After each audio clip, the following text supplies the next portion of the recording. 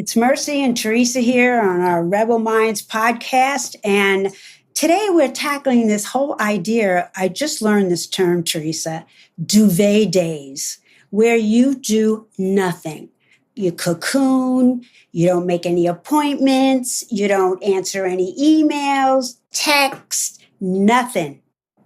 In fact, just get under that duvet and do whatever you want to do, but you can't leave the bed. My first coach told me when I had struggled with this about doing nothing after I burned out, she said, I'm up to a challenge. And I said, yeah, okay. She said, get on that couch and don't get off for a whole week. You can only eat and go to the bathroom. Well, so my first reaction to this is, A, isn't that what weekends are for? And B, I'm Gen X, and we are of the generation where you work sick. You show up unless you're bleeding out. You show up and you work and you do your duty. And so those messages initially hit me right off the bat as you say this, right? Because I've been through decades of life. Many times I wish I could have stayed in bed. I couldn't. Couldn't. So this is kind of a cool, interesting topic. Yes, and it's coming about because the bulk of the population, the boomers are still working, but the millennials and the Gen Zs, they are the highest percentage of people who are experiencing a mental health stress. I mean, it's on the spectrum, but there was a recent study, I think it was in The Guardian, and it's incredible because they're the young people. And one of the things that I think I'm experiencing when I coach people is this is still an issue no matter what generation you are. And we have lots of questions about who are we when we're doing nothing? When I was working full-time and in sales is a very grueling field, right? If you're not talking to somebody, you're not making money. And I remember every single day I would go home for lunch and I would take a nap.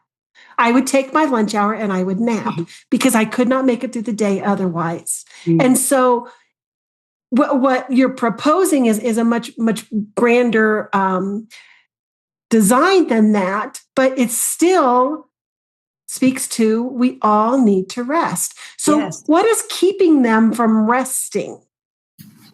Well, part of what you said is it's been drilled into us that it's almost like it's what is it? The pioneer ethics, you should be independent, pull your, hard work, idle hands are the devil's work, all of that nonsense. And it gets drilled into us. And the interesting thing is we don't need to work that hard anymore because it's like supposedly back in the day when the washing machine came and the vacuum cleaner came, and it was always supposed to make traditionally the housewife or mother, be more productive. Well, all it did was make her work harder because now she had all this time. That's going on a little bit here now because we have so many tools, apps, AI that can actually shrink your workload. So now what? You're okay, you have some time. Isn't that nice? And then you're like, no, my worth is tied to my output. Yes. And so, over the last 5 years after I left corporate America, and all its glory, and especially in the last couple of years, because I had some health issues that I'm recovering from, my workday includes sitting out on my deck and letting my thoughts just flow in a direction that is productive for me, right? So, and that's hard for me because I think, get back in there, get behind your computer. You haven't spent your 8 hours behind your computer. But my best stuff comes to me first thing in the morning or when I'm sitting on my deck and when I'm in the shower. That is technically work time. Yes, yeah, exactly. Even if it wakes you up in the middle of the night, we should be able to log it in. I spent 20 minutes in the middle of the night thinking of this idea. So I think it's permission. One of the themes in coaching is we do not give ourselves permission. We don't give ourselves permission to set boundaries, to be treated the way we want to be treated. We don't give ourselves permission to get out from under the should because it really isn't what we want to do. So permission is what is the struggle. I So think permission, but it's also guilt. Like, let me yes, give myself permission. When I was working in the world and I woke up and I didn't feel good, I really had to talk myself into a sick day, yeah, right? Because right, I didn't feel good. Am I sick enough to stay home? yeah. Right? And that's ridiculous. It's funny because when I was a kid, I'd rather be in school than be home because it Me wasn't too. always that great place to be. And so I learned to go to school sick, Yeah. and I learned to go to school and work sick. So part of it is the permission. And you're right.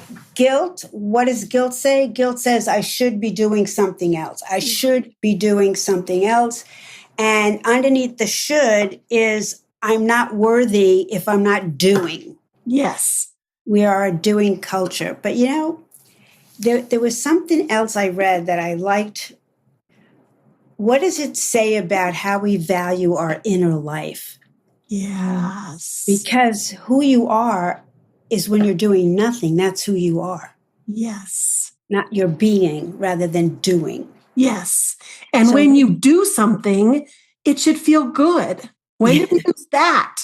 Right? yeah, We yeah, go in and we sit behind the desk and we do all the crap that we don't want to do because that's what you're supposed to do in this job. But what yeah. happened to, remember when you were a kid and it was the first Mm, day of summer and your bike mm. was clear in the back of the garage? You fought through everything to get that bike out and get on the road with your friends because it was Yeah, fun. You worked yeah, hard to yeah, get out and play. But you didn't yeah. even think about that. But we've replaced that with, you know what? If you want to play, you've got to do all this work first. Right, right, exactly. Yeah.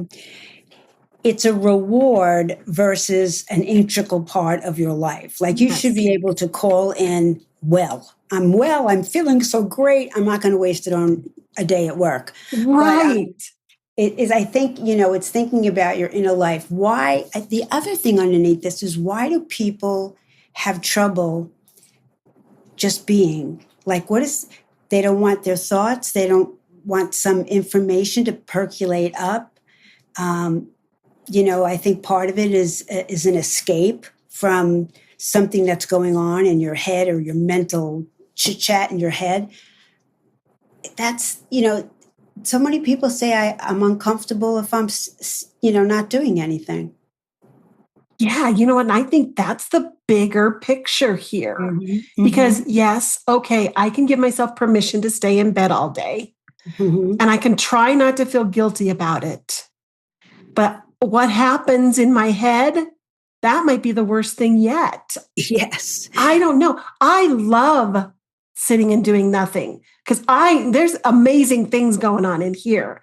But I had to get there, right? Mm. I had to get there. So it's almost like an acquired taste, right? Yes. Maybe don't take the whole weekend and don't get out of bed, Mhm. but give yourself Yeah. permission to nap Yeah. or give Or yourself just, permission to go in late. Like, yeah. I just am dragging today. I'm going to be a couple of hours late, Hmm. right? But I promise I'll be thinking about work. Yeah. And it'll Well, be good. we're still in this culture where you're being measured by your time in your seat. Right. Like if you have 4 projects and you get them done in a half hour, okay, you can't say, well, I did what I did. I'm going home. Few places work like that. I know some places do, but not very many. So, how do we So, reconcile that, Mercy? How do we reconcile what we know is good for us and nurturing for us and for our well being with mhm, our responsibility in a job? yeah, yeah. Right? How Well, do we reconcile things that? have to things have to change, but on a But more before they do, like, we need mental cultural. health today. Today, Well, right? How do we say to a Gen Z or a millennial, Yeah. Call tomorrow, tell them you're not coming in, and don't turn on anything electronic. You can eat whatever you want. You can go outside as much as you want. You can sleep with them, but just do that because you have time coming to you. Yeah. Right? They all have vacation time, sick time, PTO. They even have, like my daughter, she's a millennial. She has unlimited time off. Now, theoretically, the person is a responsible person and takes it as needed. But, I watched her, start to work like 12 hours a day, bothering her because she has a 2-year-old. And I finally, she's like, there must be a reason she was hunting, looking for coaching. I'm like, no, wait a minute. There's only so many hours in a day. First, can you wrap your head around that? You can't manufacture time. You cannot manufacture. And you don't, by the way, you don't make time, you find time. So she's been working with a coach, and everything I told her, it came from me. You're the mother. Yeah, I'm the mother. No. What do I know? A mother who burned out and learned this lesson hard. But I think you're right. We have to begin to be honest with ourselves and to stand up for ourselves. Yeah. Because that's what's going to change. Each individual. And I think it's recognized that it's costing companies. Like I just coached a guy who has a new hire, and then the new hire he's like set with already. But anyway, he has one of his team works remote. Everybody else is in the office, and he's worried about losing him because he seems disconnected to them. And so here he is worrying about losing a good employee because he can't gauge what this person needs all the time. So if you don't negotiate, you got to negotiate. I need this, I need that. If your value is high, and that's the other thing, sit down and figure out your value. Yes. Because if you don't know what you're worth, you're never going to be getting what you're worth. Exactly. That's a great quote. Yes. Yes. It's true. And nobody's It's true. going to say, you know what, Teresa, you have given us your value today. You have served us well. Thank you. Go home. No. Yeah, exactly. No. No. And your value isn't based on your energy. Okay. No. It's like some days, I give it my 100%. Well, if I only have 80% of energy, then that's my 100%. Exactly. So you can't base your value. It's not fluctuating. It is what it is. It's a culmination of your experience, of your education, of your motivation, and what you feel is important in life. So, and let's talk about quantity versus quality. Yes. Right? Yeah. I am a fast thinker and a fast worker, and I can give you high quality stuff in a very short period of time. Other people like to take their time and spread it out, right? So if it takes me 2 hours and it takes you 8 hours to do the same thing, if you keep me there for 6 more hours, I'm not going to feel good about that. No. Right. And the quality of my work is going to go down because now I'm not feeling appreciated for my speed and intellect. Oh, and if you are that good, you know what they're going to do? They'll give you more work. They'll promote you and give you more work. Yeah. Now you're like, okay, I better slow down. Like, I think when I was looking up this topic, there was I think there's a thing called Bare Minimum Mondays. All right. And it's a productivity rebellion. So we have to talk about that at the end of this. So people will either subtly, as a slow movement, or in a passive way, they will try to take care of themselves. So what our question of this podcast is, what would it look like to take a mental break? No apologies, no excuses, no explanations, and just do it not because you earned it, but because you need it. And it's your right, right? We were built to rest, you know, and if the listeners are our age, they get it. We've burnt out. Maybe not all the way, but we have been to the level of burnout because we pushed ourselves so hard. Yeah. And now we're asking the younger generation who have more energy and more tools and better tech savvy to push themselves even harder. Yeah. Again, introducing the vacuum into, we have AI. You and I should be able to work 2 hours a day. Yeah, no. AI handle all of the rest. No, that just means it frees up more time for what? More work. Yeah. Cause there's never the pace of change is unrelenting. Yeah. And that means work is never like, there's no, okay, we finished. You're working multiple things at a time. There's always some deadline or urgency. And if you're dealing with people, that's a whole nother topic. Well, and we take it home with us, right? Yeah. I told my son just yesterday, I said, I have to learn to stop working when I stop working. I keep creating 24/7 in my head. Yeah. And by the time I sit down and do it, I'm exhausted. Yeah.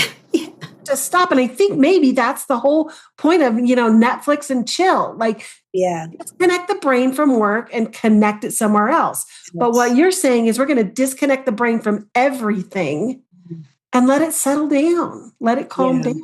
Yeah. And whatever you're afraid of knowing in the silence, know that it won't kill you.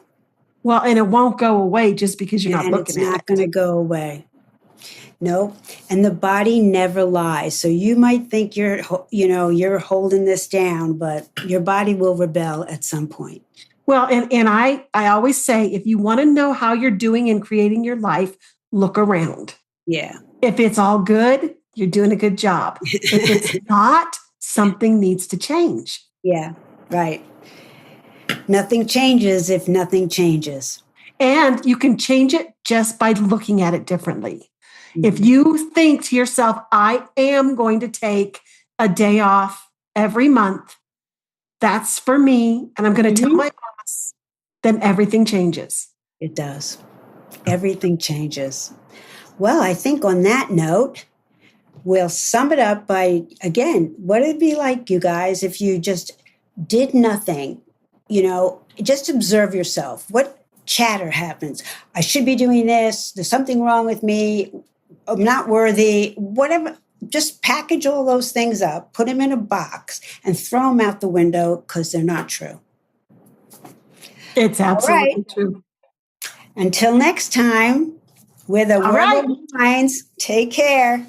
Bye.